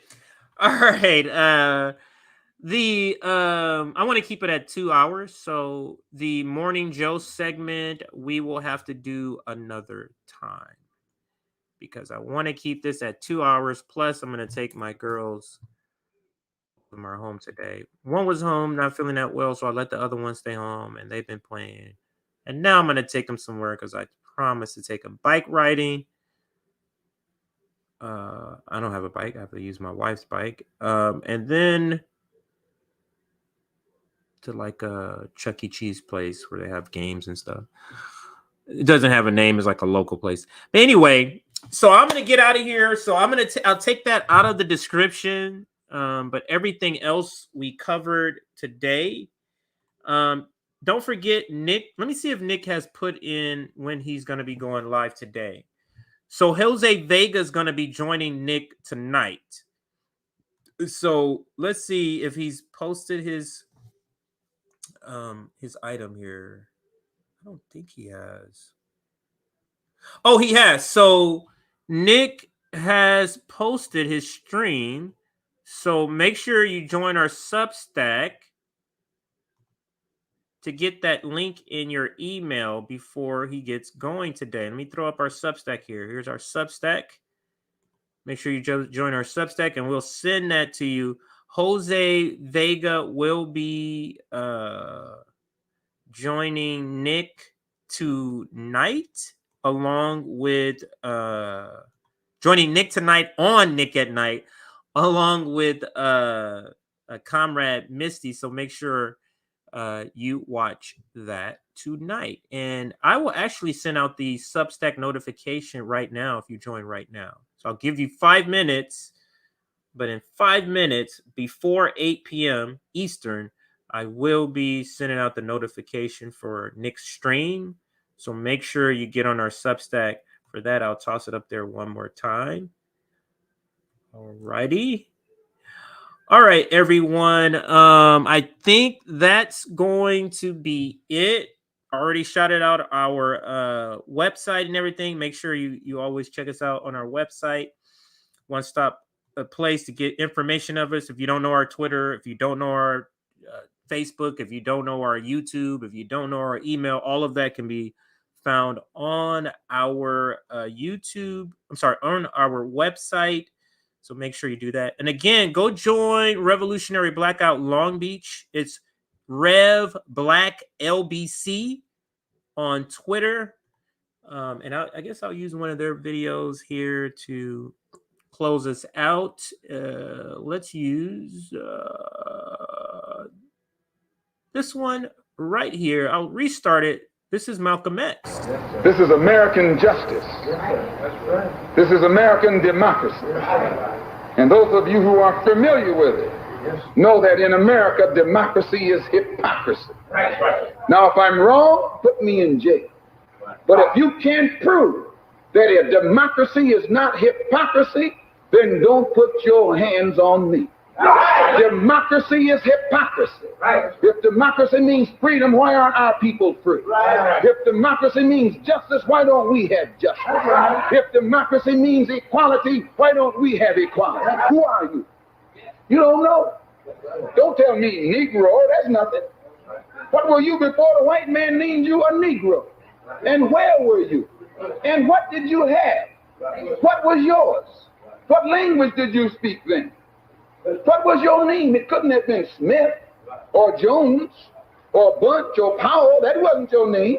They don't have those kind of names where you and I came from. No, what was your name? And why don't you now know what your name was then? Where did it go? Where did you lose it? Who took it? And how did he take it? What tongue did you speak? How did the man take your tongue? Where is your history? How did the man wipe out your history?